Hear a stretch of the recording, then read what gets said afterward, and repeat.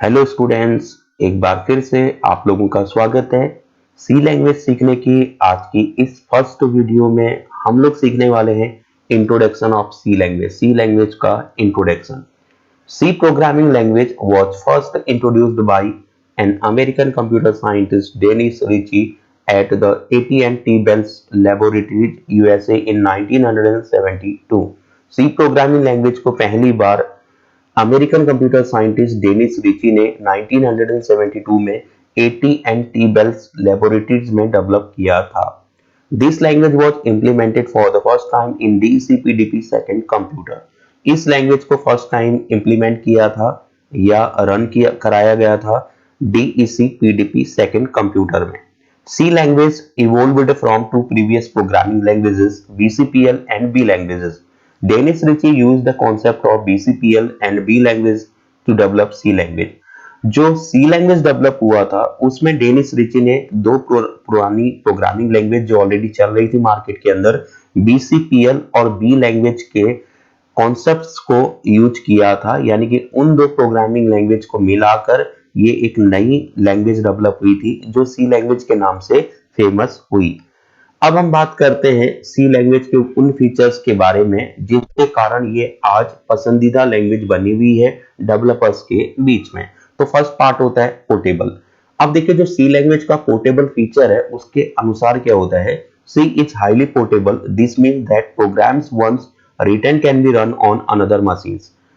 अभी तक जो प्रोग्रामिंग लैंग्वेजेस चल रही थी सी से पहले या मोस्टली जो लैंग्वेजेस थी उनके साथ एक प्रॉब्लम थी। प्रॉब्लम क्या थी, अगर एक मशीन के अंदर आप या एक कंप्यूटर के अंदर आप किसी प्रोग्राम को डेवलप करते थे तो वो दूसरे कंप्यूटर में या दूसरी मशीन में रन होने में प्रॉब्लम क्रिएट करता था। रीजन क्या था, क्योंकि हर मशीन का जो हार्डवेयर होता था वो अलग अलग होता था। इसलिए किसी स्पेसिफिक हार्डवेयर के लिए अगर हमने कोई प्रोग्राम बनाया है या किसी स्पेसिफिक कंप्यूटर के लिए प्रोग्राम बनाया है तो जैसे दूसरा हार्डवेयर वाला या दूसरा कंप्यूटर जो मशीन वाला प्रोग्राम अगर उसमें रन करते थे तो प्रॉब्लम क्रिएट करता था। लेकिन ऐसा सी लैंग्वेज के साथ में नहीं था। सी लैंग्वेज पोर्टेबल था और उसके अलावा मशीन पे इंडिपेंडेंट था। यानी कि एक कंप्यूटर में लिखा गया प्रोग्राम किसी भी दूसरे कंप्यूटर में रन हो सकता था। तो फिलहाल जो पोर्टेबल है, पोर्टेबल मीन्स है ट्रांसफरेबल। तो हमारा जो सी लैंग्वेज है वो इजिली एक कंप्यूटर से दूसरे कंप्यूटर में ट्रांसफर हो जाता है। इजिली हम लोग उसको सेंड कर सकते हैं। तो ये जो फीचर होता है इसे बोलते हैं पोर्टेबिलिटी। तो हमारा सी लैंग्वेज है वो हाईली पोर्टेबल प्रोग्रामिंग लैंग्वेज होती है। नेक्स्ट जो फीचर है वो है fast and efficient. C language जो होता है अदर प्रोग्रामिंग लैंग्वेज के कंपैरिजन में काफी तेज होता है और असरदार होता है। Program written in C are efficient and fast. This is due to its variety of data type and powerful operators. जो सी लैंग्वेज है वो पावरफुल है। क्यों है? एफिशिएंट है, फास्ट है। इसलिए है क्योंकि इसमें बहुत सारे डेटा टाइप्स हैं और पावरफुल ऑपरेटर्स हैं जो इसको अन्य प्रोग्रामिंग लैंग्वेजेस से असरदार बनाते हैं। नेक्स्ट आते हैं हम लोग फीचर मिडिल लेवल लैंग्वेज। देखिए दो तरह की प्रोग्रामिंग लैंग्वेज हम लोग जनरली यूज करते हैं। हाई लेवल लैंग्वेज होता है, एक होता है लो लेवल लैंग्वेज। लेकिन जो सी लैंग्वेज है उसको मिडिल लेवल लैंग्वेज कहा जाता है। यानी कि ना तो ये लो लेवल लैंग्वेज बोली जाती है ना तो ये हाई लेवल लैंग्वेज बोली जाती है, ये मिडिल लेवल लैंग्वेज है। तो मिडिल का मतलब क्या है, इसमें दोनों लैंग्वेज के फीचर अवेलेबल है। ये हाई लेवल लैंग्वेज की तरीके से भी यूज हो सकता है और ये लो लेवल लैंग्वेज की तरीके से भी यूज हो सकता है। जनरली जो लो लेवल लैंग्वेज होता है उसका काम क्या होता है, देखिए जो लो लेवल लैंग्वेज या मशीन लेवल लैंग्वेज या असेंबली लैंग्वेज होता है उसका यूज हम लोग हार्डवेयर को मैनेज करने के लिए या हार्डवेयर को कंट्रोल करने के लिए डेवलप करते हैं प्रोग्राम्स को। और हाई लेवल लैंग्वेज का यूज जनरली कहां करते हैं, जहां पर एप्लीकेशंस बनाई जाती यूजर्स के लिए।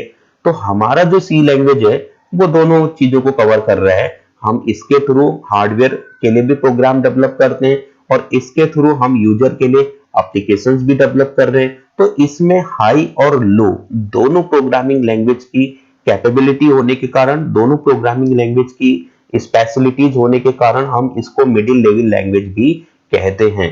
The C compiler combines the capabilities of an assembly language as well as with features of a high level language. तो सी लैंग्वेज के बाद में पास में दोनों प्रोग्रामिंग लैंग्वेज की कैपेबिलिटी होने के कारण इसे मिडिल लेवल लैंग्वेज कहा जाता है। नेक्स्ट फीचर है powerful. C language is the most widely used languages in operating systems and embedded system development today. आजकल जितने भी प्रोग्रामिंग लैंग्वेज हमारी चल रही हैं उनमें सी लैंग्वेज को काफी पावरफुल माना जाता है, क्योंकि इसका यूज मोस्टली जो ऑपरेटिंग सिस्टम्स हैं या एम्बेडेड सिस्टम्स हैं उनके डेवलपमेंट में इसका यूज काफी होता है। तो जितने भी ऑपरेटिंग सिस्टम है उसमें मोस्टली सी लैंग्वेज का कोडिंग लिखा जाता है। नेक्स्ट बात करते हैं सिंपल।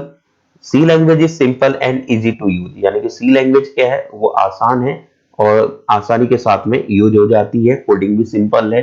तो अभी सिंपल का मतलब ऐसा नहीं है कि हम लोग जैसे प्रोग्राम लिखते ही समझ जाएं, तो थोड़ा बहुत टफ तो बढ़ेगा, क्योंकि जब भी हमने प्रोग्रामिंग लैंग्वेज नहीं की होगी तो समझने में थोड़ा बहुत टाइम लगेगा।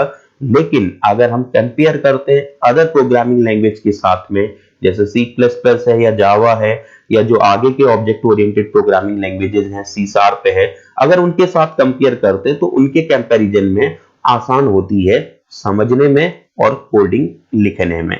नेक्स्ट बात करते हैं स्मॉल।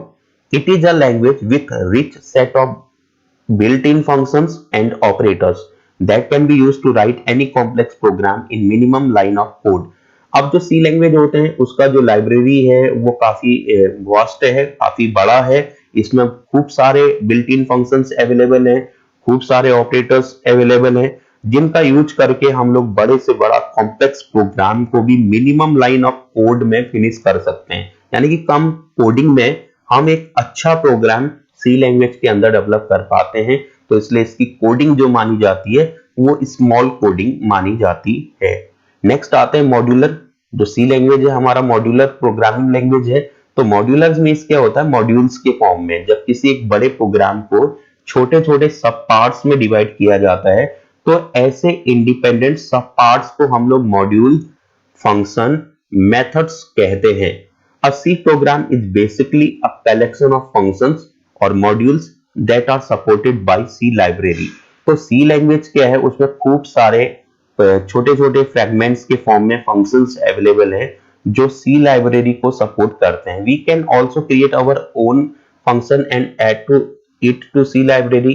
तो फिलहाल यहाँ खूब सारे फंक्शंस हैं जिनका यूज अकॉर्डिंग रिक्वायरमेंट हम अपने प्रोग्राम में कर सकते हैं, प्लस अपने खुद के भी सेल्फ मेड फंक्शंस हम लोग डेवलप कर सकते हैं और उन्हें सी की लाइब्रेरी में ऐड कर सकते हैं। नेक्स्ट बात करते हैं केस सेंसिटिव। सी लैंग्वेज हमारा केस सेंसिटिव है, इस कारण कैपिटल लेटर और स्मॉल लेटर का डिफरेंशिएट करता है। जैसे सपोज अगर मैंने कोई एक इंटीजर टाइप का वेरिएबल ए लिया, कैपिटल ए, ऐसे ही मैं एक और इंटीजर वेरिएबल डिक्लेयर कर लेता हूँ स्मॉल ए, तो ये दोनों वेरिएबल अलग अलग हैं, ये दोनों वेरिएबल सेम नहीं है। यानी कि कैपिटल और स्मॉल का डिफरेंशिएशन करता है c language. In c programming languages both capital and small letters are considered different. तो फिलहाल यहाँ पे दोनों स्मॉल लेटर और कैपिटल लेटर दोनों अलग अलग डिफरेंशिएट किए जाते हैं। तो नेक्स्ट हम बात करेंगे why C language so popular. अब जो सी लैंग्वेज है वो इतनी पॉपुलर क्यों है, तो हम इसके बारे में बात करते हैं। One of the very strong reason is the flexibility of its use for memory management. सबसे ज्यादा जो इसके फेमस होने का रीजन हो सकता है वो इसका फ्लेक्सिबिलिटी है। किसके अकॉर्डिंग, मेमोरी मैनेजमेंट के according.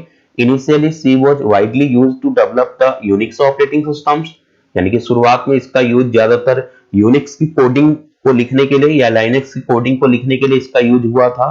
And nowadays almost all major operating systems are written in C language. आजकल ज्यादातर जितने भी ऑपरेटिंग सिस्टम है उनकी कोडिंग सी लैंग्वेज में लिखी गई है। It sits close to operating system. This feature makes it an efficient language because system level resources such as memory can be accessed easily। अब ये हार्डवेयर के काफी नजदीक होता है। ऑपरेटिंग सिस्टम की मोस्टली कोडिंग जो होती है वो सी लैंग्वेज में लिखी गई है, जिस कारण इसके थ्रू हम हार्डवेयर रिसोर्सेज को जो कंप्यूटर के होते हैं इजिली उनको मैनेज कर पाते हैं, इजिली उनको एक्सेस कर पाते हैं। C language is free and open source.